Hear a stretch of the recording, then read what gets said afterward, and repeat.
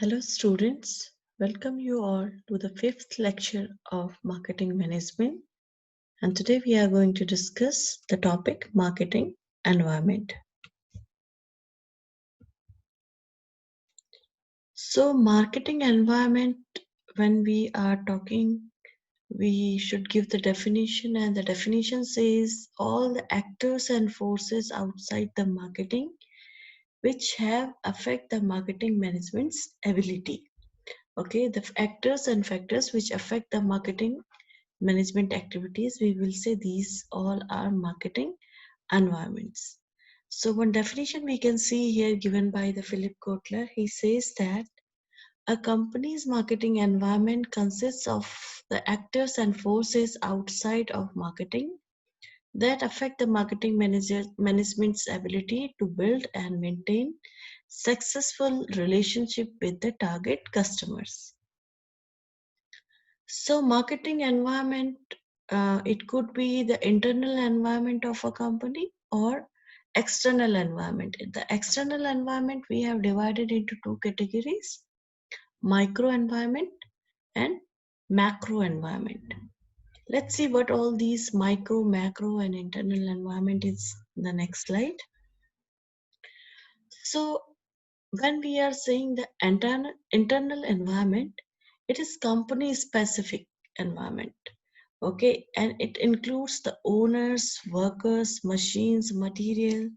So all these things, how it affect your marketing activities, it will come under your internal environment.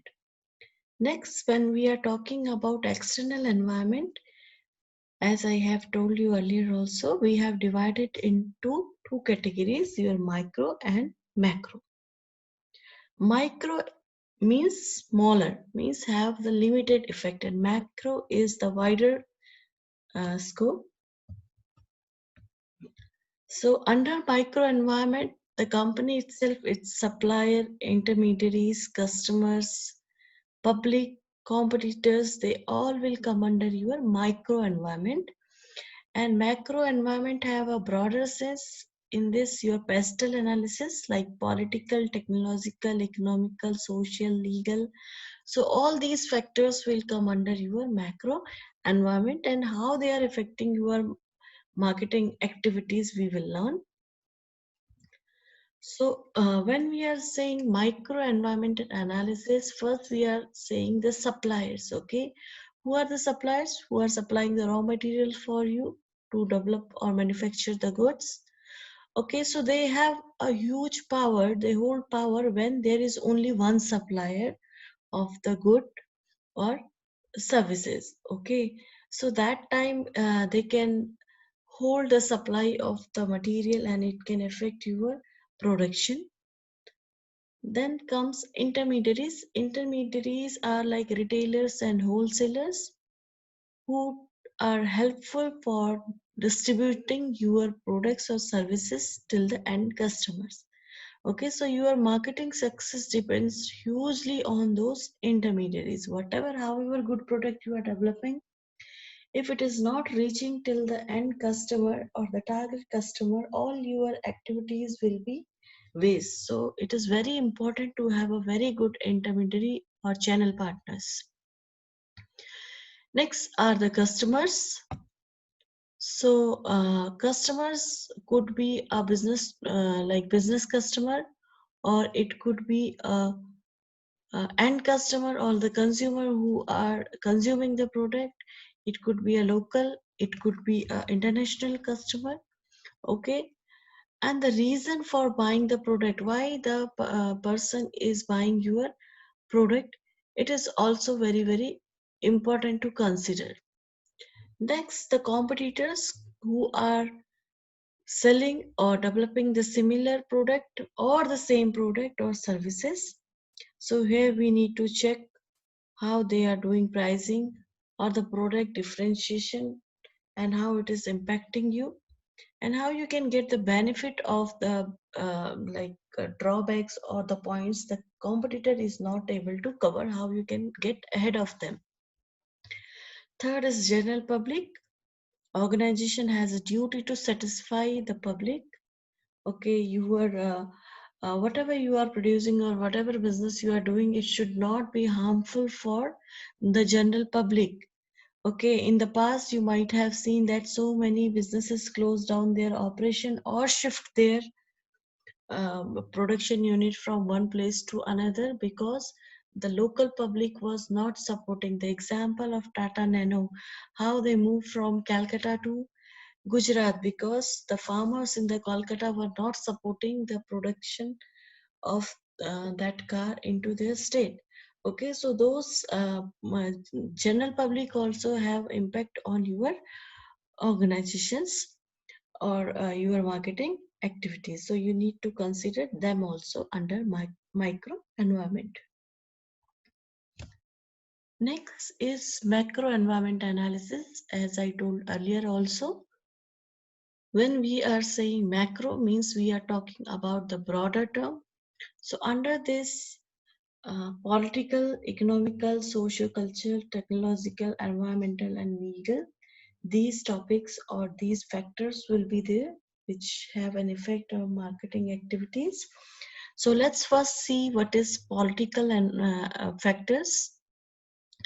So demographic and foreign policy which directly or indirectly affect the economic interests like the taxation policy, labor laws, tariffs, trade restriction, political stability. So a company need to consider all these things. Next is economical factor. So it is very important to know the economy of a country or economy of a target country or a place because to know the purchasing power or to know the purchasing power or inflation or unemployment or economic growth because the ultimate customer is being affected by all these factors. Next is social culture, the trend in the social factor which affect the demand of a company's product. It could be the population growth or age distribution, career attributes, or how much they are emphasis on the safety. So this factor also affect the company's marketing environment. Technological factors like how much the target population give importance to R&D activities, how much they take technology like incentives, automation, rate of technology, change of technology shifts, how much it is difficult to enter with a new technology in that that market segment.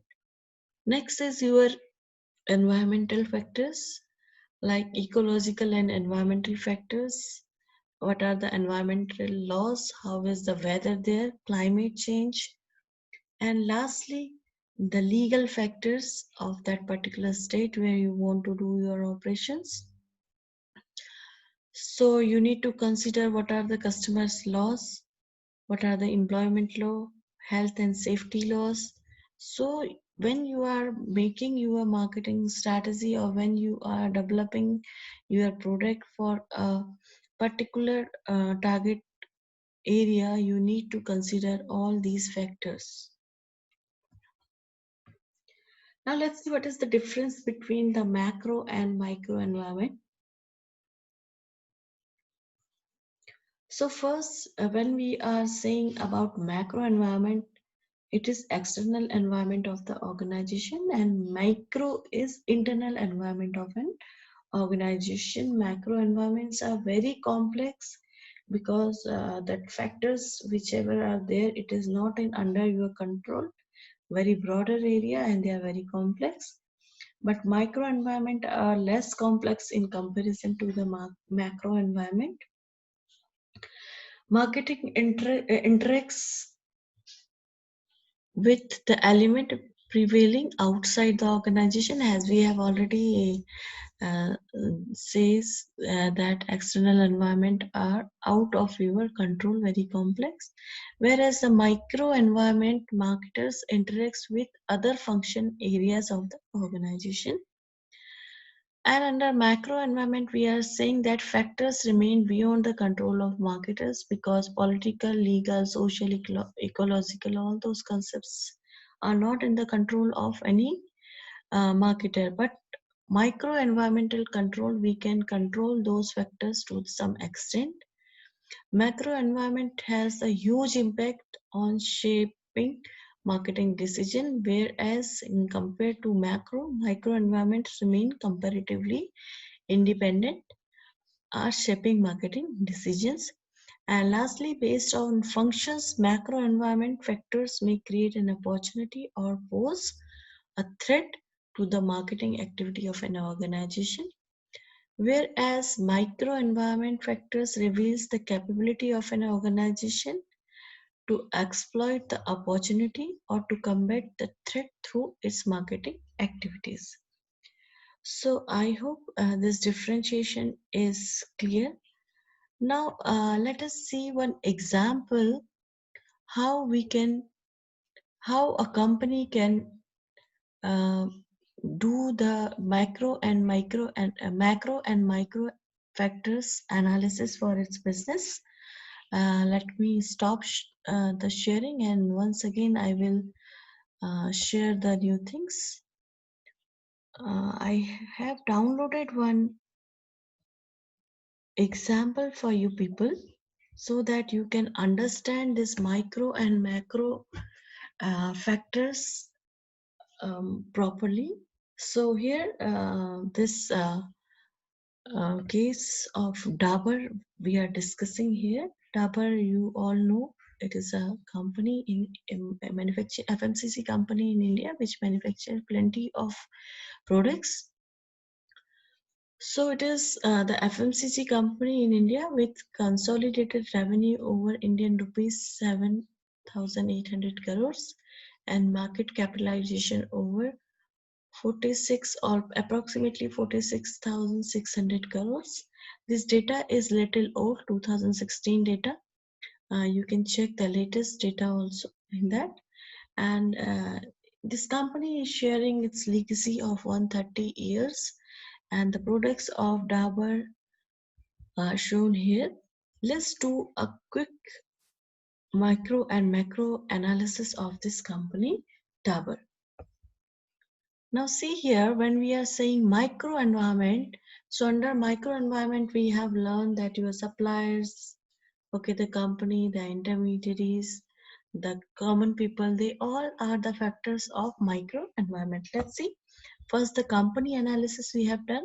So here we have given that this company was established in 1884 and it is among the top 4 FMCG companies in India and world's largest in Ayurvedic and natural healthcare. Revenue according to 2009-10, it is 33.9 billion and profit is almost 5 billion. And it's the brand. What is the brand equity? It is the household brand. Vatika and Real are the super brands of this. Hajmola, Real, Dabur rank amongst India's most admired brand. Here I want to say one thing to you. This example is not my own example. I have taken it from some other sources. Mr. Madan is the author of this case study. So I want to give the credit to him for this case. Now let's see. Uh, Almost 10 brands are there of Dabur with the sale over 1 billion each. Wide distribution network covers 2.8 million retailers across the country, and it is among the 17 world-class manufacturing plants created to need of diverse marketing. So this is all about the company analysis. Now see who are the suppliers. Over 300 diverse products in the FMCG, healthcare and Ayurveda, and they have almost 7,000 items. And the Central Planning and Procurement Division is responsible for purchasing operations of Dabur, acting in coordination with the Production and Marketing Division. Who are the marketing? These are the suppliers, okay? Now, marketing intermediaries, we will say that 4,500 distributors are there, and their distributor network we will see from factory it goes to CNF agents, then wholesaler, then retailer, then consumer. With this chart, you can understand from factory is goes to agents. Then different channels are there. One channel is through wholesalers to the retailer. Next is like super stockists are there, and institution for institution if you are selling your products. So ultimately it can directly reach to the customer, or there are intermediaries through which the manufactured product can reach to the customers. Next, the competitor analysis. So HUL is there, Himalaya, Colgate, Godrej, P&G, and so many other are the competitors of Dabur. So here, the reason behind the competitors analysis, you should understand what is the strategy your competitors are using and what are the loopholes they are making so that you can cover those loopholes.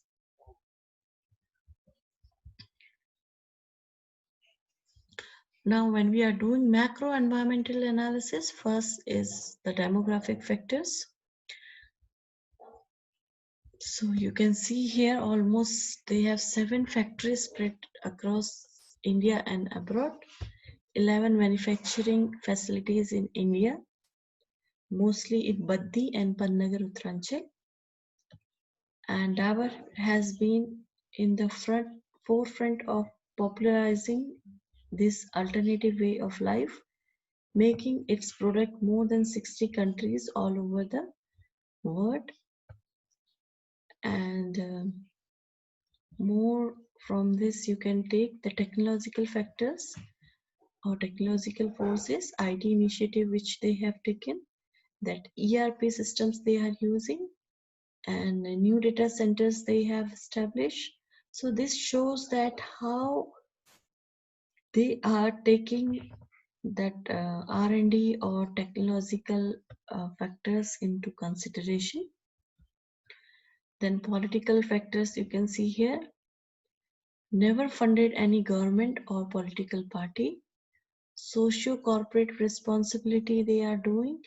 They have developed Sustainable Development Society in 1993, and they're promoting health and hygiene amongst the underprivileged through the Chunni Medical Trust.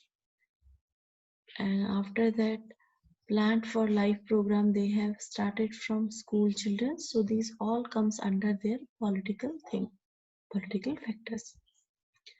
Cultural factor, if you see that over 125 years, Dabur had mastered the art of production Ayurvedic preparation. So their core is the Ayurveda. Okay, Dabur is known for Ayurvedic products. Environmental factor, when we are saying pestle analysis, they have done. So the taxation policy, production policy, government intervention, acts and regulation, it comes under law. So I will share the link with you people. You can go through this analysis. It's a very good analysis. In the comment section, I will share the link for this case study. You can go through it, and it's a very good case study, and I hope you people will like it. So now back to our own PPTs. Here it is. So today, now I will conclude this lecture. Today we have learned about marketing environments. So under this we have learned what is marketing environment, and we have discussed the marketing environments are the factors which affect the marketing activities or marketing ability of a business to build and maintain the relationship with the target customer. And we have seen what is internal environment and what is external environment. External environment, we have seen what are micro and macro environments. So micro environments, companies, suppliers, intermediaries, customers, public, competitors are there. And under macro environment, technological factors, natural, demographic, economic, all these factors we have discussed.